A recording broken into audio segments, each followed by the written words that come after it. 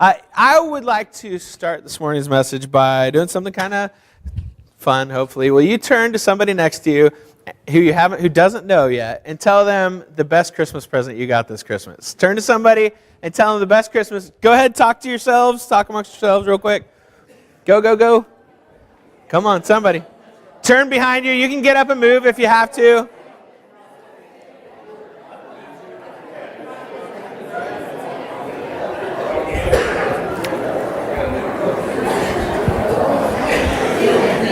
Anything good?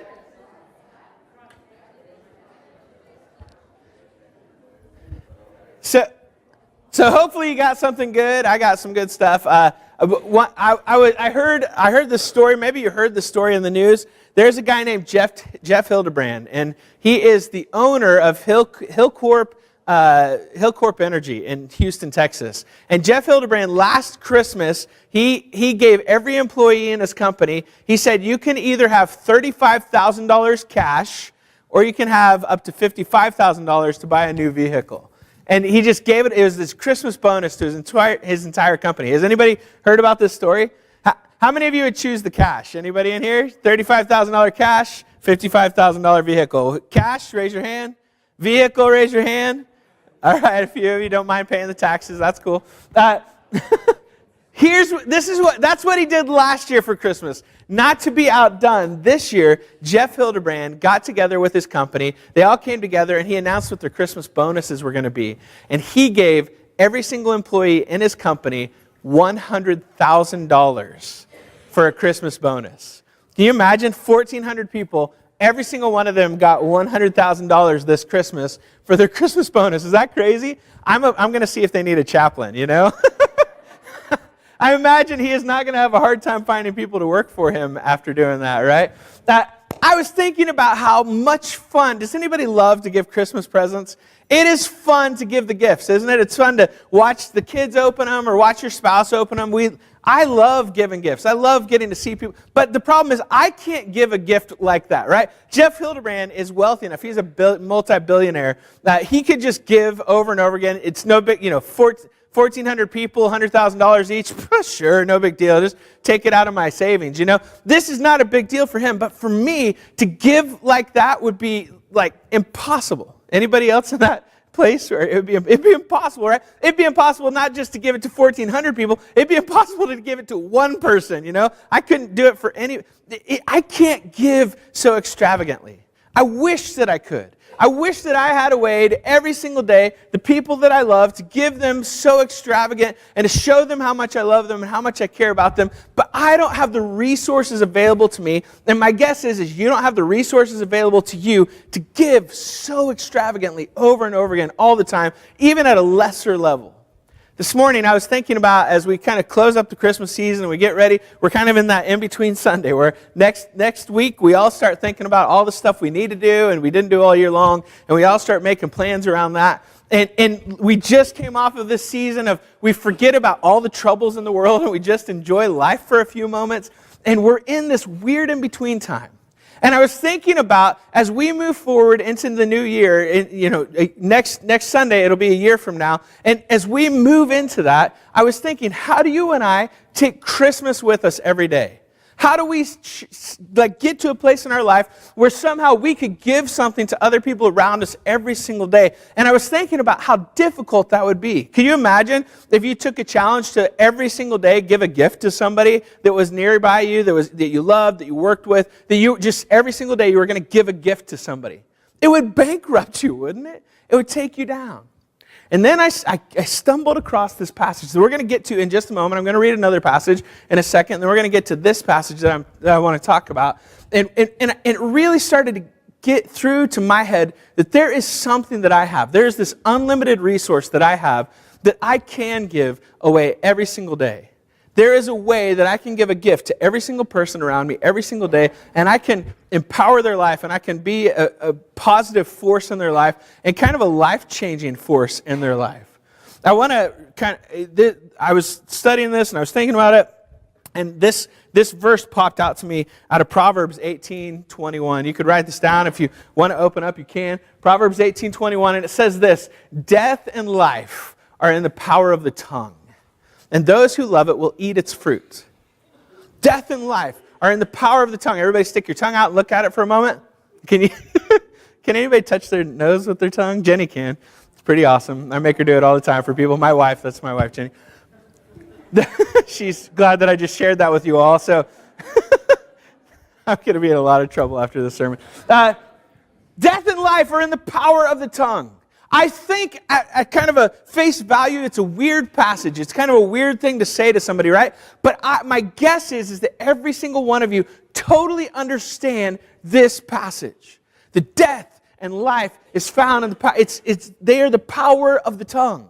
It is a strong muscle for how small it is, but other than like chewing and going to people if you're mad at them, there's not a lot of use for it, right? I mean, you use it to talk and stuff. I mean, but it doesn't seem to have this huge power. But the reality is that your tongue is able to bring death into people's life, and it's able to bring life into people's life that you're around. I had the fortune to grow up in an age when bullying was relegated to these things. Did anybody else grow up where this is all the power a bully had, right? Was how hard they could hit you. And so you could run from a bully in our day and age, right? If you did not grow up with the internet, you could run from a bully. You could take a different route home if you wanted and not get beat up. How many of you were bullies? Anybody in here? Yeah, all right. I see you out there. Kenny got it. Yeah, that's good. I get that. I see it. You could literally take a different path home if you wanted to. You could bring a couple extra bucks in your lunch money and give it to the bully. There was ways to escape the bully back in our day, right?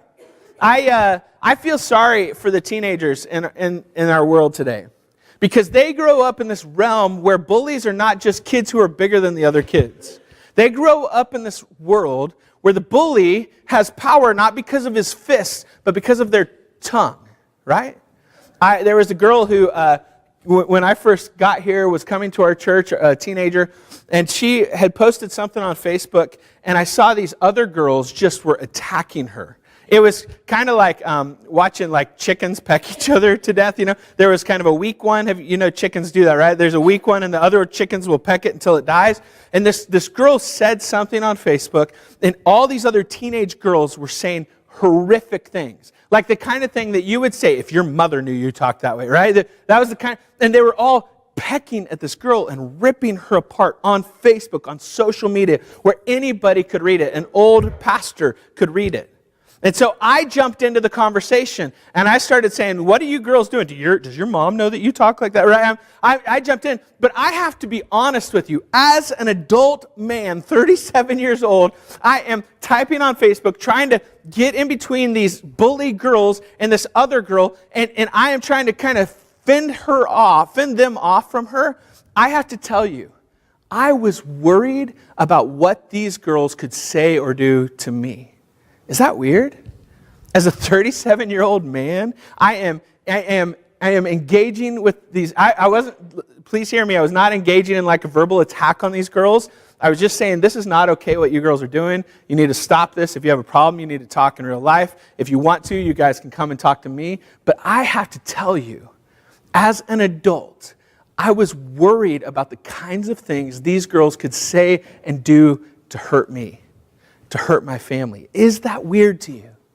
It shouldn't be, because you know as well as I do, you have known this your whole life, that the power of death and life, they reside in the tongue.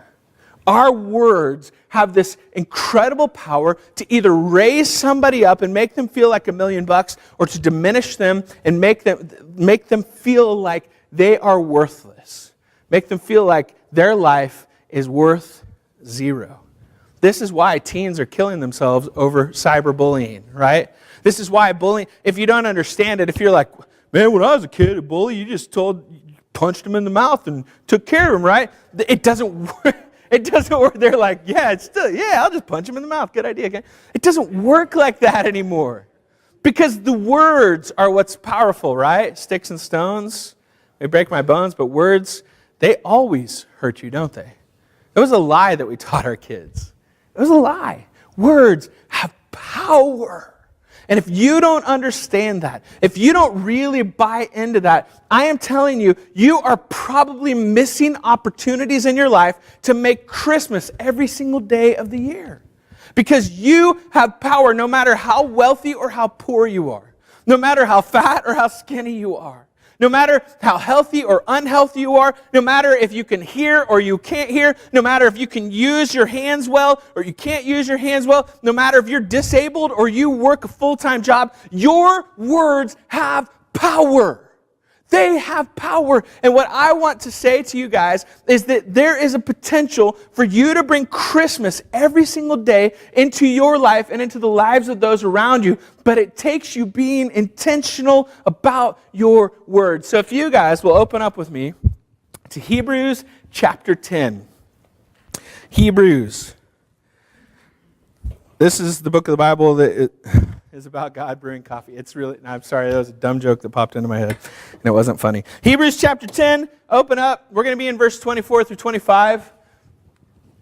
I would encourage you to go back and read Hebrews chapter 10. You might write down in your notes or something today to just go back and read that, but it's an interesting passage. The author of Hebrews has been taking Jesus, and he has been comparing Jesus to things in the Hebrew faith. And he's basically been showing how Jesus is greater. Jesus is greater than Moses. Jesus is greater than angels. Jesus is greater than the law. Jesus is greater than the old priest system. Jesus is better. This is his whole point, is that Jesus is better. And he has just got done talking about how you and I, if you have a relationship with Jesus, that you have certain privileges. There have been certain gifts that have been given to you. Do you know that you have the ability, if you have a relationship with Jesus, to enter into the presence of God Almighty?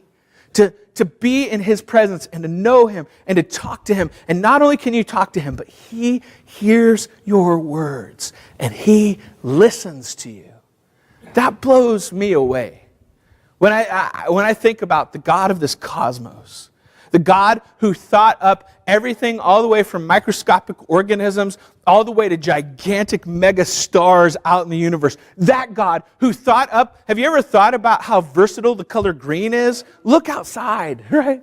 God loves the color green for some reason. Green and brown, it's his favorite colors. And he populated our planet with it. He just was like, green, I love it. Let's put it everywhere, right? This God, the God who can say, let there be light. All the lights in the universe come on. The God who can take a pile of mud and dirt and he can go and can bring it to life and turn it into a man. This God, he knows your name. And he not only knows your name, but he listens to the words that come from your lips. And sometimes, he will bend space and eternity and time in order to bring the things that you desire into being. Not all the time, but there are times where he answers your prayers and he does things that bring along his will in the world as you and I submit to his will. This is what the author of Hebrews is trying to get to us, is this greatness of God, the gift that we've been given through Jesus Christ. And out of that, he says this, and this is going to be a fairly short sermon, but he says this: and let us consider how we may spur one another on toward love and good deeds. Do you ever consider that? Do you ever consider the role that you play in your environment to spur others on, to change the environment? Or are you just an innocent bystander inside of the environment, just playing along? When people are gossiping, you go with the gossip. When people are angry, you go with the anger. When people are happy and everything's fine, you go with everything's fine. Or some of you, I know so many Christians who engage their environment this way. They just kind of pull out of the environment. And they let it all just shift around them, and it shifts constantly, and it's just changing constantly. And the Christian just kind of huddles over here. They hold to themselves. They keep out of it. They don't want to stir up things. They don't want to make people mad. They know somebody might attack them, and so they stay out. Do you operate in one of those modes, or are you considering how you might spur the people on around you to love and good deeds? You see, your words have power. Your tongue holds power. Your tongue has the ability to bring life into the situations that you live in. And your tongue has the power to destroy the people in the situations that you live in. Do you get this? I was, for Christmas, Jenny got me these really amazing gifts. I get them and I open them, and like she had gotten me this brand new shirt that was like I opened it, I literally was like, I love that shirt. That is like the ultimate Kent shirt. I'm thinking I'm going to wear this to preach in. And she got me another shirt. It was pretty nice. And she got me these pants, these jeans that were, they fit me like no jean fits me. It was like, I just could wear these jeans all day long. Do you have a pair of jeans like that? They were so good. Jenny got me undershirts to go with it all. What else? Did you get me something else? Oh, tennis shoes. She got me a brand new pair of tennis shoes. And so I am so pumped about all these gifts because I've got kind of this whole new wardrobe. And I'm like, okay, I'm going to try on the shirt. So I go and I put the shirt on and I put my sleeve in. You know the feeling of a nice shirt? You put your arm through, it just glides in. And I take it and I go like this and I go,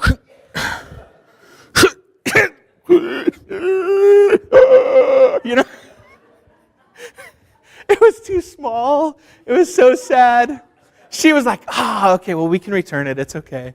I open up the undershirts. I'm thinking, well, I have some nice new undershirts, just, that crisp new undershirt feel. And I open them up, and I pull it out, and I snap it like that, and there are holes throughout all the undershirts. I'm like, oh, all right. Well, thanks, baby. It's all right. It's all right. I get out the tennis shoes. This is not a joke. And she, by the way, it was okay with me telling this illustration. I get out the tennis shoes, and they are Nikes, and they look cool, and they're like padded looking, and I'm like, these are I can't wait. I'm going to run in these shoes, I can picture January. She's a-coming, baby. And so I get the shoe, and I put it on, and it fits right. I get it all laced up, and I stand on it, and it was like somebody had put a rock in the insole.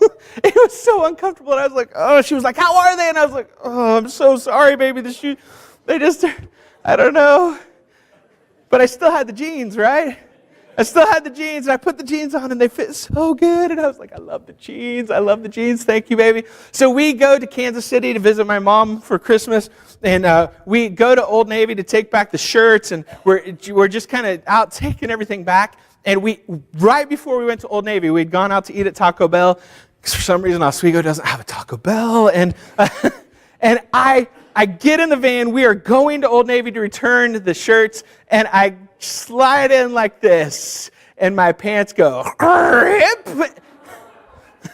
And I gave everybody in the parking lot a show. And the last gift ripped.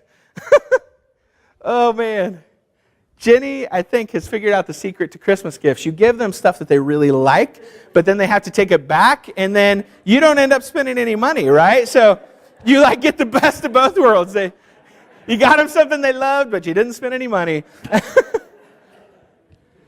You know what I really realized? Jenny didn't know that was going to happen, and she feels horrible, and she's rectifying the situation. But we can start out with the best of intentions, right? And have the worst possible outcomes in life.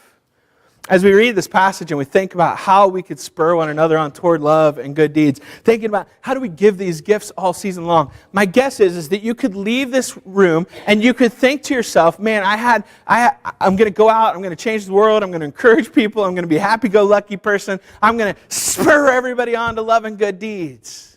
And I am telling you, if you don't recognize that there is a potential for everything to go south, right?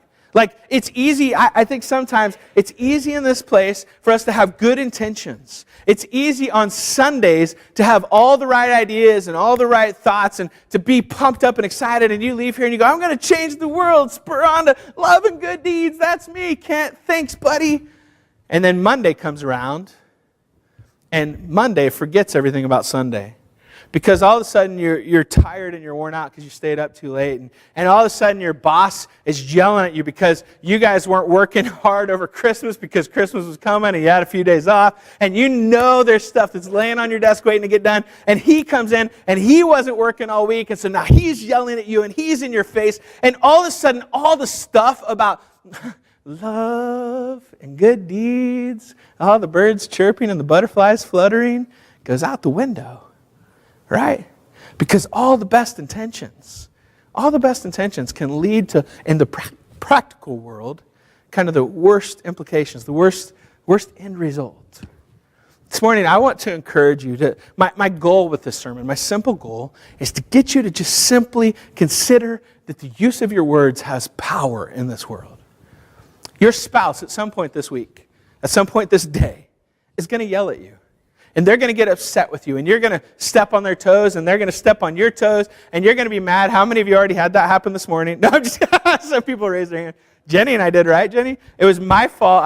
I'm preparing for the sermon. I come inside, and our kids are, Miss Parker's sick. And so Jenny's like, well, I thought they were staying home. She said, we're going to go. And I was like, oh, man, I got to get. And I'm like, start kind of coming down on Jenny for, why didn't you, I got all this stuff to do. And all of a sudden in my head, love and good deeds. And I was like, oh, I'm such a jerk. It is easy to have good intentions, isn't it, folks? It is hard to follow through with them. It is hard to follow through with them. Everything that we talk about on Sunday is really for Monday, but if we can't figure out a way to implement Sunday on Monday, then it's just kind of worthless. This morning, I want you to recognize that your words have power. Your words are like weapons. And the real key is that you need to learn how to wield them. Your words are like weapons. And you need to learn how to wield them. You can either bring life or you can bring death. You can encourage people. You know what? Sometimes the words that you need to use are not words at all. James would say to you, you need to be slow to speak. You need to be quick to listen. You need to be slow to become angry. That's sometimes the words that you use to encourage, to inspire, to spur people on. Can you picture a spur, the cowboy wearing it, and he's on his horse, and he's like, come on, come on. He's kicking the horse, and it's going, and he's just trying to get more and more out of it. How do I get more and more? How do I get more love? How do I get more good deeds out of you? Sometimes what you need is to not even speak at all. Sometimes the thing that you need to do is to hold your words. And then sometimes there are people around you who are broken and they're hurting. Or there are people who are around you who are blowing up and the situation is blowing up. And what they need from you is for you to speak words of peace. Speak words of encouragement. Speak words that are powerful into their heart and their soul. You have the power to change somebody's life, to give them a gift every single day. And I would speculate with you right now that if you became a person who is known for encouraging other people, if you became a person who is known for using the weapons of your words to change people's lives for the better, I would speculate to you that somebody in your life, at the end of your life, would say, I would have rather had the entire life that I had with them, where they encouraged me and they used their words to impact my life, than to have ever gotten a $100,000 Christmas bonus. You know what I mean? There is so much power in your words. You can change somebody's life. You can change somebody's situation. This is why I think the author says, I've always found this very interesting. Verse 25, the author says this, in verse 24 he says, and let us consider how we may spur one another on towards love and good deeds, not giving up meeting together, not giving up this, right? Not giving up this time together. Do you know why he says that? Not so that you can come and be fed by the pastor. It's not, he doesn't want you to stop giving up meeting together so that you can come and get something from me or get something from your Sunday school class. This is really powerful to me. He says, don't give up meeting together, but instead encourage one another, but encouraging one another. There is a reason for you to be at church that's not about you. There's a reason for you to be a church that is all about encouraging other people. When you aren't here, there's somebody who is not hearing your voice. There's somebody who is not being spurred on by your love and your good deeds and by you spurring them on. That's the reason you don't miss. And it's not about job security for me. It's about us as the body of Christ coming together and elevating each other. When you're gone, you are missed. When you're gone, you are missed. I was thinking, I'm going to close with this, and the worship team can come up in a second, but I was thinking about the power of our words and how some of you may go, I'm really not an influential person. I don't even use words very much. I'm kind of a quieter person. I don't have power. At my employment, I just am a guy who's under all the other guys. You may be thinking, I stay home with my kids, and that's all I got. That's my realm of influence, is just home with my kids. Maybe for you, it's you don't even stay. You're just home alone all the time. You don't even have anybody at home with you. You don't work anywhere. You're completely retired, and you're thinking, Kent, my realm of influence is so little. I have so little that I can actually influence somebody. So yeah, this is a great sermon, and go get them, Kent. But it doesn't. I don't have any power in my life. I was thinking about that, and this story came into my mind. It's a story of this lady who, she was a mom, and this was probably, 40 years ago. She was relatively poor. She had to work several jobs, cleaning people's houses and doing work for them, nannying for them. She would nanny for other people while her children had to stay at home by themselves. Isn't that a weird predicament to be in? And this woman had no power in her life. She was very powerless. She worked her fingers to the bone just to try to make ends meet for her family every single day, all the time. This woman had a couple kids at home. And she was gone and all the time. And the kids knew that they loved her. They knew that she was working because she was out there trying to make their lives better. And so the kids, they tried at home, but they weren't doing very good. They would come home, they'd watch TV, they'd kind of veg out. And they started to get to where they had moved a little bit. And the kids ended up becoming kind of the kids in school who were considered dumb. They're considered not smart. They didn't seem to they weren't able to kind of keep up with the other kids. They never knew the answers. They just felt like idiots. The other kids in class called them dumb. And this mom who had no power in her life. She had no sense of control in her life. She couldn't control her time. She couldn't control her work. She couldn't control anything. This mom came home and she said to her boys, I'm going to pray about it, and I'm going to go in my bedroom, and I'm going to come back, and I'm going to pray that God will give me an answer on how to help you boys so that you don't fail and you don't kind of get into the same life situation that I'm in. And this mom prayed, and the boys said that they, as they were in their room that night, they were thinking, what is God going to tell my mom? What's going to happen? The mom came out the next day and they said, Mom, did God tell you anything? And she said, yeah. God told me that you guys need to read 2 books a week. And you need to write a book report over each book every single week. And we're going to hardly watch any TV. You'll get, I think it was like 3 TV shows a week or something that you get to watch. And you're just going to read, and you're going to read, and you're going to read, and you're going to read. And these boys started reading. First they hated it, but they started to kind of grow to love it, and their reading started speeding up, and they became faster and faster. One of them grew up to become an engineer, and the other one grew up to become a neurosurgeon, who you guys know as Dr. Ben Carson, right? He became this man who went from the dumbest kid in his class to the smartest kid in his class. And what struck me about this is it all happened because there was a woman who had no power in her life. She couldn't afford to send them to a better school, right? She couldn't afford to change anything in their life except she had the power of her words.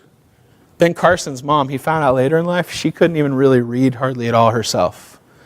And she had realized she worked in these houses with these rich people, and she saw these rich people reading all the time. And she figured out that rich people are educated and they learn and they read.